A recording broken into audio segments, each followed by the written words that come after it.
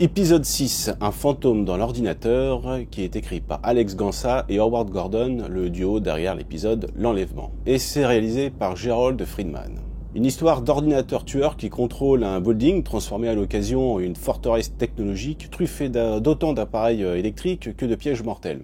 Malgré le look un petit peu suranné, on va dire, de l'ordinateur central, le thème de la technologie qui échappe au contrôle humain et se retourne contre lui est toujours d'actualité et plus que jamais. Black Mirror, évidemment. D'ailleurs, le seul épisode que j'ai retenu de la saison 11 d'X-Files a sans doute été motivé par le succès de cette série.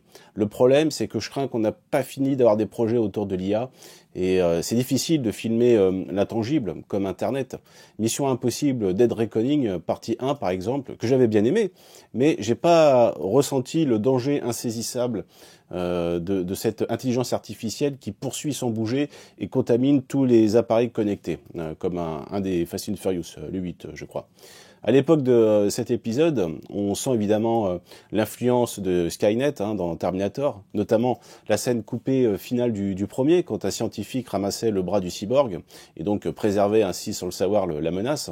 On pense évidemment à HAL, l'ordinateur qui tue son équipage dans 2001 l'Odyssée de l'espace. D'ailleurs, il y a une voix robotisée dans l'épisode d'X-Files qui fait penser à HAL pour la séquence finale.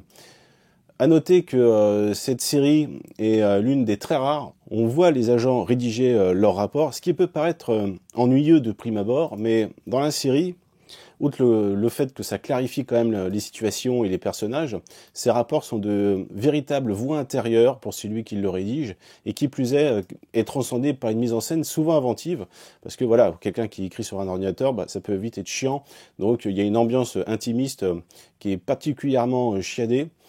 Faut savoir aussi que c'était une volonté du studio qu'il y ait ces séquences où ils rédigent le rapport pour éclaircir certaines zones d'ombre.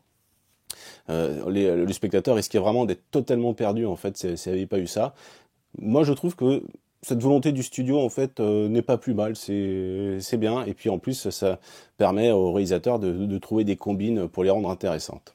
Au niveau des personnages secondaires, on découvre un ancien collègue de Mulder, un enquêteur moins brillant que lui qui va lui demander de l'aide. Il va s'avérer être aussi arriviste que Colton, donc l'agent que connaissait Scully et qu'on croise dans l'épisode Compression. Il va pas profiter longtemps du succès volé à Mulder, et puis en plus il a une tête de con, donc qui meurt salement, c'est pas gênant.